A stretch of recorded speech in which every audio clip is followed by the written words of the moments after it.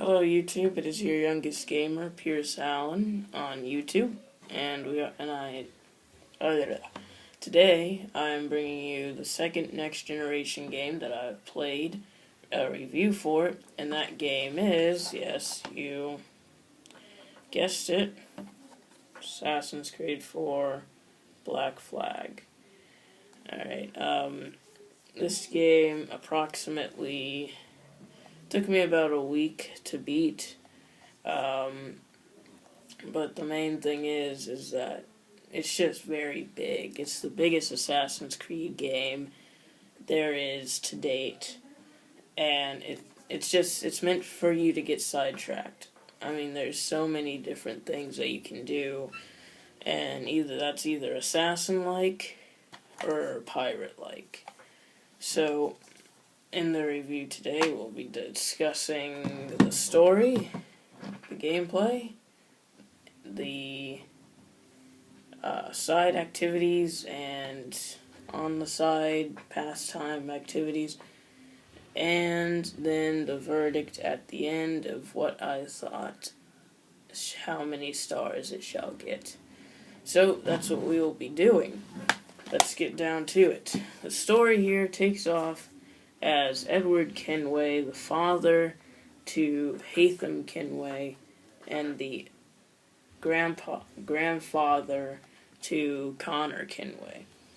So, if you have read through the comic books for Assassin's Creed, and I think you have to be an ultimate fanboy to read those, but that's just me, then you know that he dies. Edward dies somewhere down the road. Not in the game. It doesn't go that far in, but it definitely is an immersive, beautiful game, and it really started off the next generation really good, because it really put it to the test, and it showed the viewers, the buyers, and the gamers what their console can do, and that it definitely did that for me. It definitely showed me that my PS4 is a good console, and I love playing this game as well. So, continuing on with the story, so we take off as Edward Kenway, a privateer pirate that wants to technically just make money and have a good fortune so that he and his wife can live happily ever after and live a good, fortunate life. But that all goes downhill when he first encounters an assassin, chases him through a jungle, and kills him, steals his clothes, and dresses up as that assassin, which is turning rogue. And he is bringing something to the Templars, which was a governor of Havana, and he is a Templar and his two other associates. So you dress up as him, you take his clothing, and you technically live the life of him until you get a little too cocky, like, I need more money. And then he sets off, and he gets caught, and he's sent into a trade ship, where he then meets his ally Adewale, and gets his main suit that he wears right here. The suit that he steals is not this suit. It is a different suit, but later in the game there are different variations of that suit you can get, in different colors, and there's also different colors for this suit as well. And I think they actually did a really superb job with how they brought everything into the game, clothing-wise and color-wise and everything.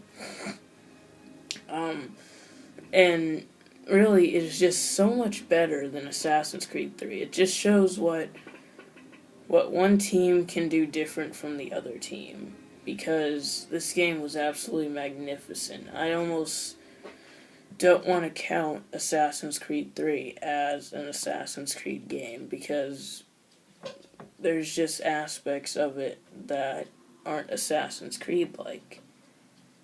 And it's the same with this one as well. The original games, they had a medicine aspect where you needed to take medicine and your armor broke and stuff like that, but these games just don't do that anymore. And I'm not going to say I absolutely liked that aspect, but it definitely added a more authenticity to the game. But the game really does play it out well, though. You know. And then the enhanced naval combat. As most of you guys that have played Assassin's Creed 3 know, that Assassin's Creed 3 had naval missions to set out contracts in different parts of the world. Those sucked. I didn't like anything of Assassin's Creed 3 at all. But this game made everything so much better. The whole map is just 50% water.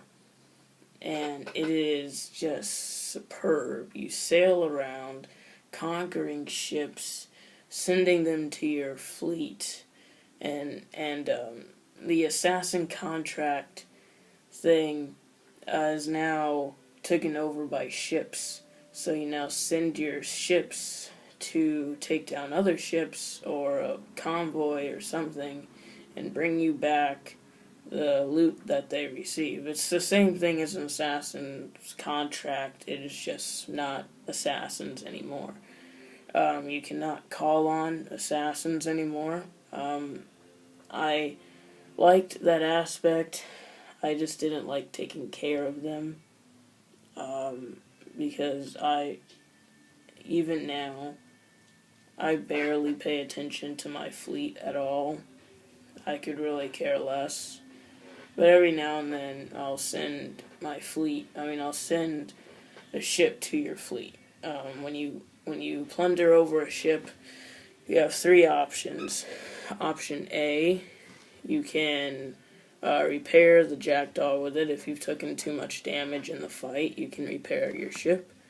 2, let's say you have too much notoriety. Alright, and the notoriety only pertains to when you're at sea. And I liked that. So now you can go to land, kill as many guards as you want, and you won't have notoriety for it. That was awesome. I liked that. Alright, so 2, you can take down your notoriety. And then 3, you can send that ship to Kenway's fleet. And that's technically exactly how it works. Then there's various side quests that go through the game. When you get to your main hideout, which is called Great Iguana, there's a locked up suit, and I believe it was Assassin's Creed 2 that did do such an aspect as that. Of you get the key or the it was like a circle thing or something, and then you place it in and you keep doing these little side quests and you get these artifacts, and then eventually it opens up the suit, it opens up the cage, and you get the black armor of Altair. Assassin's Creed 4 technically does the exact same thing. And you get the Templar outfit, and it's pretty worth it, actually. So, let's see if we can adjust the camera here. I want to get some more Assassin's Creed in there, because we are reviewing Assassin's Creed. Alright, so, continuing on with the story. So, even on the back it says, a pirate trained by assassins. Now, Edward comes out to be very cocky and wants just money. He doesn't care if he works for the assassins or not, as long as he just gets his reals, which are the money, the currency in the game, then he's happy. But that really doesn't go far, because when you start getting later into the game, he starts getting more affectionate for everyone, because then he starts losing things. And the story starts getting very deep, and he's imprisoned.